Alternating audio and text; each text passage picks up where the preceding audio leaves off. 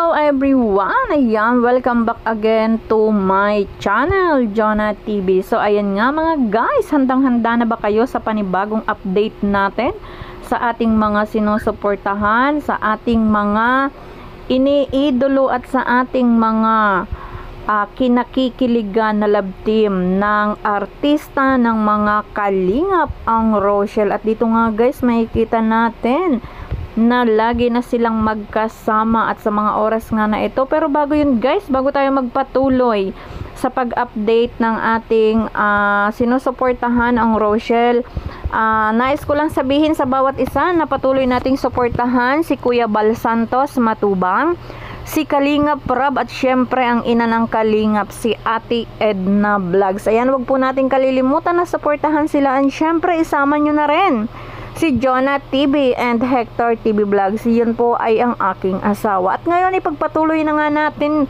mga ka-Rochelle. So alam ko naman na ang bawat isa sa atin ay lagi naghahanap ng mga panibagong kakikiligan, mga panibagong update sa ating sinusuportahan. Ito ay mga natural na galawan, pero kitang-kita mo naman at talagang nasasaksihan natin yung mga galawan na kahit hindi sila magpakilig ay talaga namang kikiligan ka. So yon, may pa-quality time pa yan.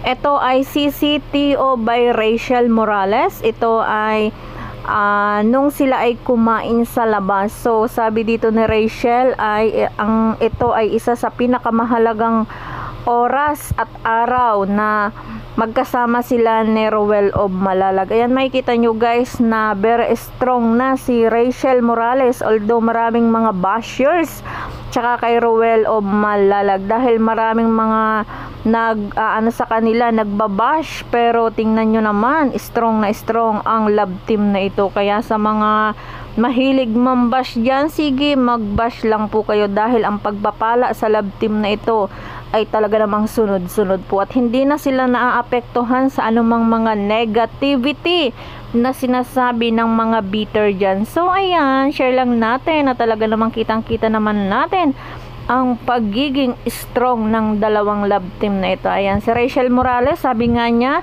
ito ay quality time na sila ay magkasama na nagde-date or kumakain sa labas. Ito lang yung kanilang oras na talagang masasabi nila na silang dalawa lang kasi nga kumakain sila sa labas. At mahilig kasi silang kumain guys. Si Rachel hindi siya body conscious, so malakas talaga siyang kumain, hindi rin siya natatakot lumaki, pero nagda-diet din naman yan. So ayan guys, patuloy nating suportahan ang dalawang ito sa kanilang mga charity vlog na ginagawa, ang pagpapa-feeding, ganyan sila ka-supportive sa isa't isa, talaga namang nagdadamayan.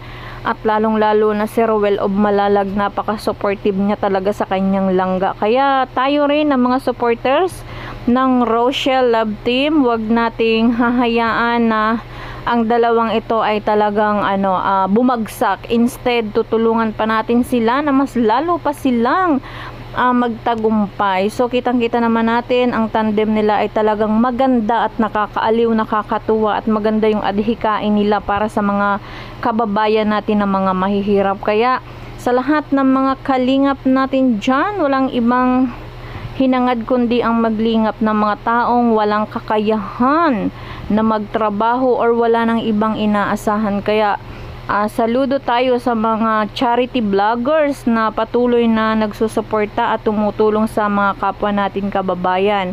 So ayan guys, maraming salamat sa dalawang napaka-sweet na ito ng Rochelle. Patuloy natin silang suportahan. Thank you and God bless everyone.